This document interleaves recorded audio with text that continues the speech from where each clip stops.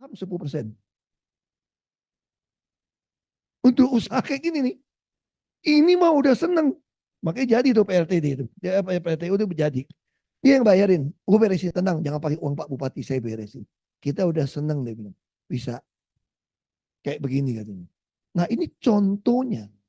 Kita tuh jadi membuat orang itu, saya aja enak gitu loh.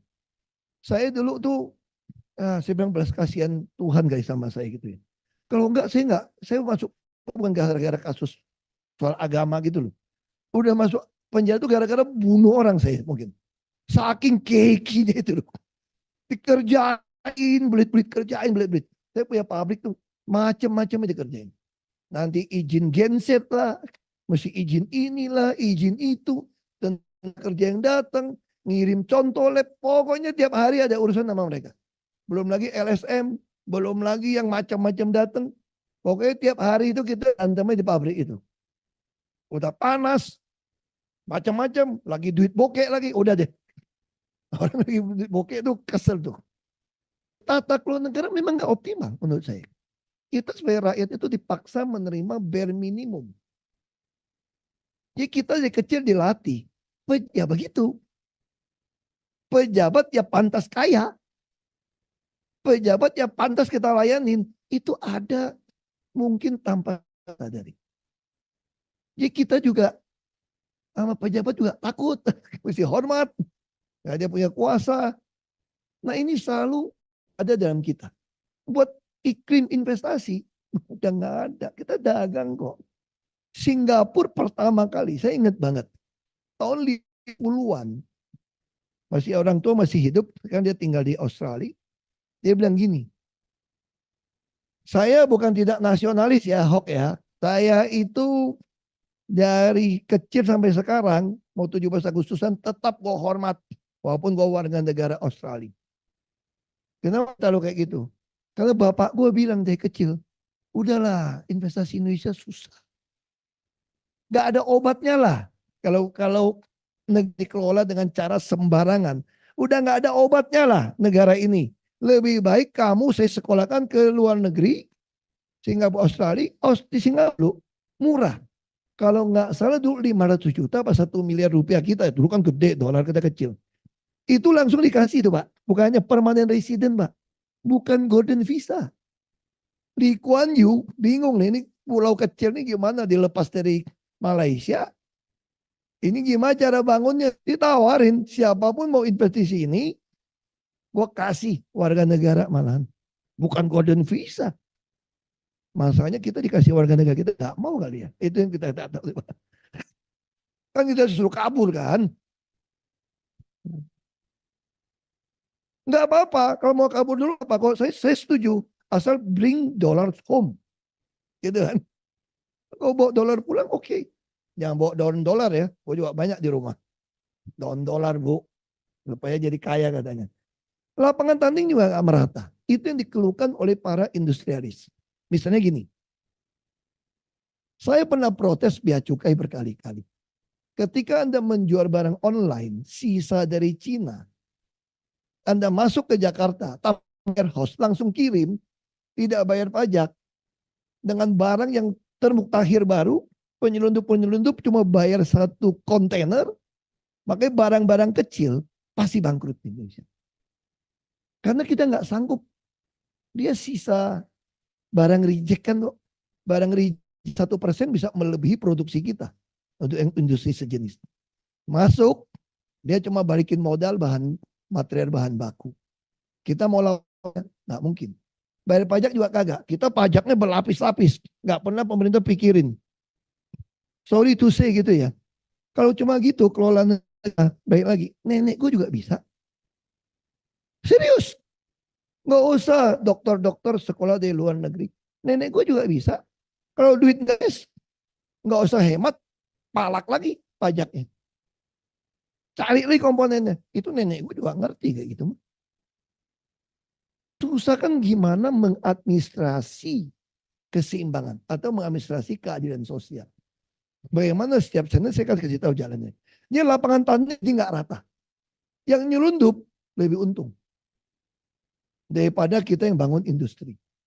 Belum lagi Nanti saya akan cerita gimana solusinya. Pemerintah kita tidak pernah memetakan sampai berapa layer supplier untuk dukung kita. Karena nggak mungkin saya bangun satu pabrik, semua komponen yang mendukung saya itu pakai uang saya, nggak bisa. Itu yang Cina lakukan, Jepang lakukan, semua negara lakukan. Mana porsi, kan saya kan tugasnya, kalau pemerintah kan mengadministrasi keadilan sosial kan. Ini bagaimana ngatur duit nih, keseimbangan ini yang kita atur. Kita nggak benci orang kaya, bilang orang kaya nggak apa-apa, biar dia lebih kaya. Tapi lu mesti bayar pajak yang benar. Orang miskin, kita juga nggak benci orang miskin atau memanjakan orang miskin. Menegakkan aturan. Kita bicara aturan, meratakan lapangan tanding kita. Supaya pemainnya oke. Ini yang terjadi di gawat demokrasi kita nih. Penguasa jadi penguasa. Penguasa plus pengusaha dia. Celaka. Hampir semua investor asing yang masuk. Kalau Anda pelajari Ultimate Beneficiary Owner-nya, UBO-nya di atas, pasti ada oknum pejabat atau keluarganya. Dia punya saham. Tadi saya baru makan siang sama bos. Perusahaan besar ini. Makan siang tadi belum ke sini. Ya dia cerita lah, tanya kondisi Indonesia seperti apa. Ngomong-ngomong, aku nggak usah sebut nama. Ada yang selalu bilang gini kalau nama saya mau udah umur hok, buat apa lagi kau cari duit, kau udah kaya. Nggak taunya ada bagian juga bos di situ. Begitu ngomong SDA, ada bagian. Hilirisasi, ada bagian. Cek aja. Di luar negeri di mana tuh perusahaan punya siapa. Ada tuh ujung-ujung siapa di belakang. Nah ini semua lapangan tanding jadi tidak merata. Anda kenal pejabat, dikasih saham, kenal orang dalam, Anda dapat perlakuan. Kalau enggak, ya kan golden visa, silver visa pun susah kali. Visa biasa juga dikerjain, visa buat pegawai dikerjain kok. Tuh tangkap tuh, yang beli mobil banyak itu loh. Itu urusan izin itu tuh susah loh.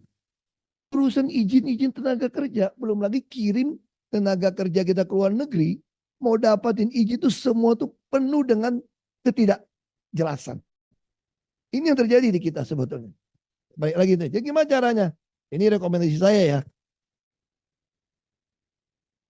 Anggaran itu semua harus berbasis, kan namanya juga berdasarkan apa kinerja kan. Itu harus money follow function. Hari ini bagaimana investor bisa percaya kita ketika dilihat menyusun anggaran kita suka-suka. Tahun depan mau narik 700 triliun untuk bayar hutang. Kalau dalam bisnis, lu udah bangkrut itu. Itu kalau kampung saya namanya itu gali lubang tutup lubang namanya kan. Betul kan? Jadi kalau kita kelola negara seperti ini buruk sekali manajemennya. Nyusun anggarannya ngaco banget. Lalu dipotongin anggaran semua. Ini yang kedua optimalisasi biaya. Jadi waktu duit nggak ada, bukan potong biaya saja. Tapi kita mesti lihat mana itu optimalisasi biaya. Biaya mana setiap set itu harus menghasilkan uang. Kalau waktu saya menyusun APBD, bagaimana setiap rupiah disusun, dikeluarkan, bisa membuat penuh otak, perut, dan dompet keluarga. Itu guidance kepada semua SKPD menyusun anggaran. Saya tidak mau tahu. Saya periksa satu persatu. Sampai satuan ketiga. Itu dipasang di website. Untuk apa pasang di website? Supaya ada orang yang agak kepo atau senang bantu saya. Saya laporin kasih nomor telepon saya. Nanti kasih tahu, Pak hati-hati Pak. Anggaran ini maka Pak. Wah saya langsung baca. Karena kan jutaan item gimana mau lihat kita. Maka kita taruh di website. Kita ngomong, kita sebarkan di YouTube. Supaya orang tuh saya pasang 3 kamera. Yang dengerin saya ngomong juga saya kasih kamera. Nanti misalnya WA saya itu. Dulu SMS ya sama BBM. Pak, Bapak lihat tuh muka yang baju hitam itu Pak. Sebelah pojok itu Pak. Itu muka itu kayak nggak seneng tuh Pak. Pasti itu biang kerok atau apa. Wah saya lihat. Oh iya. Gitu. Periksa. Kayak gitu. Jadi yang ketiga. Kita harus lakukan digitalisasi. Untuk mengontrol semua. Nah sejauh mana pemerintah. Saya waktu jadi gubernur saya sudah menyerahkan e-budgeting kepada Mendagri. Sebetulnya kenaikan APBD PBB seluruh Indonesia kendalikan oleh Mendagri. Semua perda APBD tidak disahkan oleh Mendagri, nggak bisa pakai, nggak bisa keluar. Jika dengan e-budgeting, kita dengan masukin nama juga digital kan, pemahaman-pemahaman nggak bisa dibuka, kayak gitu loh. Nah, kita tinggal bikin aja, saya kasih kok, saya kirim orang. Nah, saya berharap Mendagri itu memberlakukan ini seluruh Indonesia. Kalau itu diberlakukan, ini akan menghemat luar biasa di daerah. Termasuk pengadaan nanti. Pengadaan juga sama. DKI menjadi provinsi pertama di laman APP. Sekarang dimainin pakai harga tertinggi. Kemarin saya temuin Pak Pramono. Saya sampaikan Pak, hati Pak, jangan mau mereka bilang ini e-budgeting Ahok. Ini betul e-budgeting Ahok, tapi harga komponennya mereka suka-suka masukkan harga distributor yang paling tinggi. Jadi caranya gimana? Saya bilang pakai faktur pajak. Penjualan ke swasta. Si swasta boleh memperbaharui. Supaya beli lebih banyak, kalau ada turun, lu kickback nggak ketahuan KPK, saya masih nggak bisa nangkap kamu.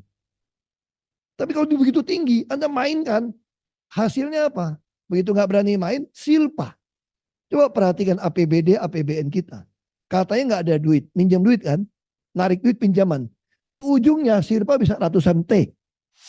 Nah kenapa? Karena